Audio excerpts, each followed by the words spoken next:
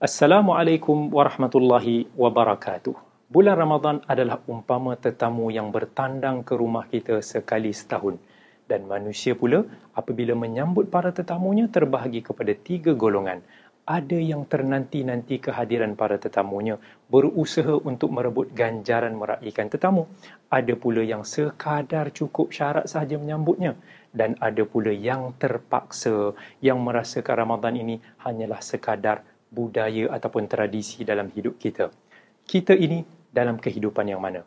Para ulama terdahulu berdoa kepada Allah berbulan-bulan sebelum Ramadan supaya sempat dengan bulan Ramadan, dan setelah berlalunya bulan Ramadan, mereka berdoa supaya amalan mereka diterima. Kehidupan lebih baik bersama